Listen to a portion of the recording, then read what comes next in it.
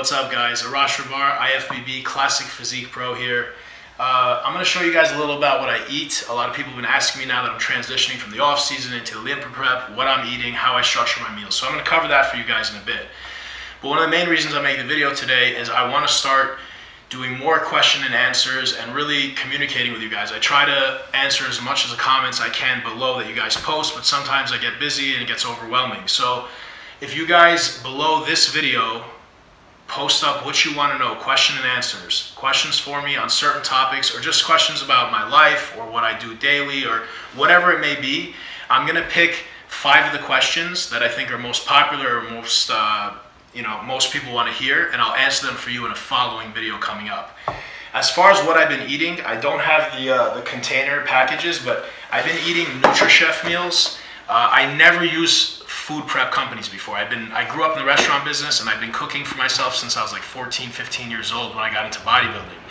I was always nervous to go with a meal prep company because I felt like I was so OCD with what I was putting in my food, I didn't really trust them too much. I've tried a few different meal prep companies here and there, and some were good, some didn't taste too good, and some I didn't trust. So a good friend of mine, 212 competitor, IFBB Pro, Guy Cisterino, was using Nutrichef meals. And I'm looking at this guy's meals on his Instagram, and I'm like, this can't be real. They look like gourmet chef meals. So I figured I'd give them a try.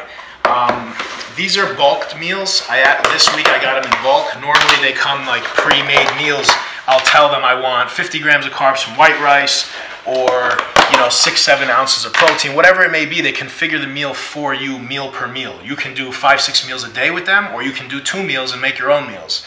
But just to show you guys what my diet is nowadays, my protein sources are chicken breast. This is seasoned, tastes great with pesto, very light on the salt. I add my own salt. Steak. That's a somewhat fatty steak. It tastes delicious. I'll cut it out and do a little bit leaner when we get closer to Olympia. And that's a haddock whitefish.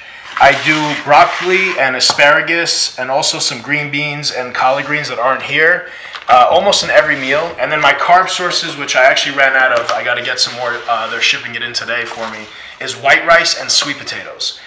So how I configure the meals is I'm trying to eat as much as I can, especially as far as carbs, without putting on weight, excess weight. I'm actually trying to come down a little bit in weight as I get closer to September. So we have all of May, all of June, all of July, all of August, 2 weeks in September. So we're 4.5 months out of the Olympia.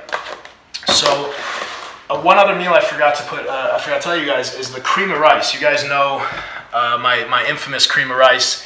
I do cream of rice with egg whites, and I'll flavor it with, I'll use salt, I'll use cinnamon, and I'll use a sweetener. I mean, you can use Equal, Splenda, whatever you want, but those are artificial sweeteners, and a lot of people are getting hip on the stevia. So I have stevia by a company named Now. This is French vanilla from Whole Foods, and these 2 are from Trader Joe's. From my experience, the powder stevias usually taste like shit. They're really bitter. This one from Trader Joe's is pretty good, and this is a liquid stevia. So I recommend you guys using stevia. It's a natural sweetener versus using Equal or Splenda or Sweet and Low that could be really bad for your health, and also a lot of gut bacteria. Splenda has been shown to mess with the gut and kill a lot of the good bacteria in our stomach. So cream of rice is basically granulated rice. So I like to have this before and or after I train. Usually after I train, I prefer white rice, but it's a good carb to eat around your training because it's not high in fiber where it's going to upset your stomach. It's easily digestible, and if it does raise your insulin rapidly, no problem because you're about to train. So again, cream of rice, I cook it up. Once it's cooked, I leave it on the stove on low, and I add in egg whites slowly, and I whip it. Salt, Splenda, and sweetener. And then from there, depending on your diet, if you want to take it to the next level, unsweetened cocoa powder, which is really bitter, but we have the sweeteners in there, so it gives it a chocolate flavor. And depending on your diet, PB2. If you like peanut butter and you haven't seen this, check it out. Basically, instead of 2 tablespoons of peanut butter having 16 grams of fat, this has 1.5 grams of fat. It's basically grinded down peanuts without the oil. The oil is extracted. It tastes absolutely amazing. You could put it in your mouth like this and eat it, but just don't inhale because you'll choke.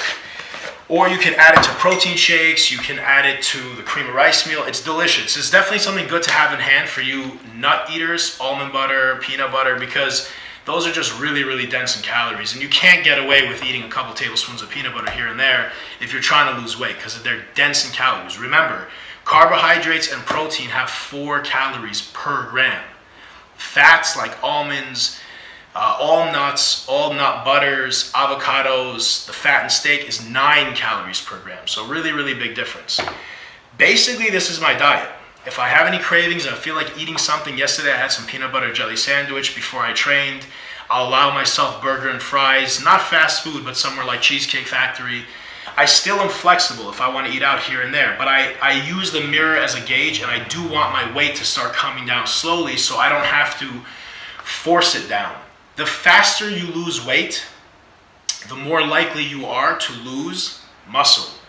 You want to lose body fat while trying to maintain as much muscle mass as you can. And when you're at a calorie deficit, meaning you're burning more, you're burning more than you're eating, it's very hard to hold on to muscle. So I'm starting this Olympia prep, getting ready 4.5 months out. I'm starting early.